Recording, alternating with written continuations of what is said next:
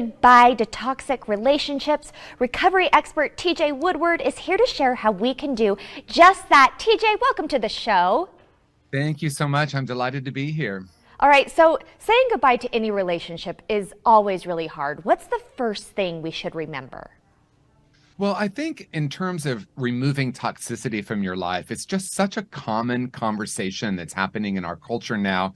And when we think about removing toxicity from our life, whether that's a toxic work environment or a toxic relationship, we tend to think externally. If I can just remove this toxic relationship from my life, I will be happy. What I really want to have a conversation about is how we shift from what's happening outside of ourselves and look at what needs and wants to be healed within so that our relationships start to heal themselves. Okay, and I imagine that core beliefs really keep us in or out of a toxic relationship. How do those play into it?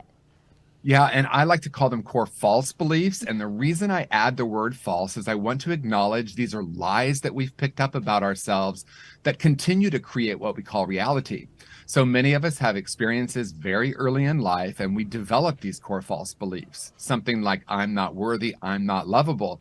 And if I'm walking around with a belief that I'm not lovable, it's actually not just a thought, it's a frequency, it's a vibration. And I'm walking around, and if I walk into a room full of people and I believe very deeply I'm unlovable, I'm going to find the person in the room unconsciously, usually, to confirm the core false belief. So it's not really about communication skills or removing toxic people from our lives. It's really about healing those deeper core false beliefs.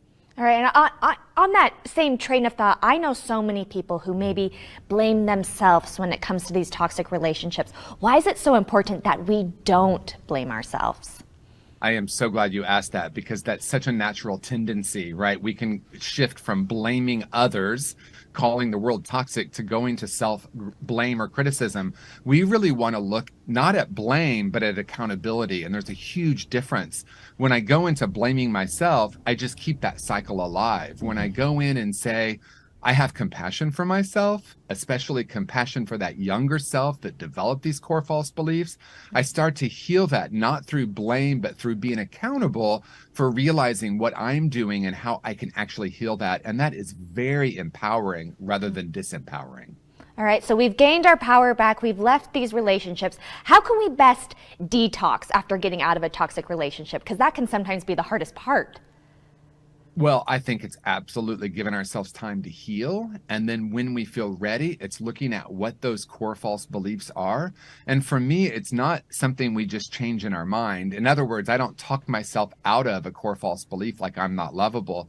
I start to look at when it was developed, what age was I, do that work of healing that, and we can actually go back and have a different conclusion. So it's not really what happens to us that creates reality. It's what we decide about ourselves in the world. So if we can go back to when we made those core false decisions, we can start to heal that, and then we can start to have a very different trajectory in our lives. Beautiful. TJ, you have given us amazing advice today. Thank you so much for being with us. Thank you. It was truly an honor to be in this conversation.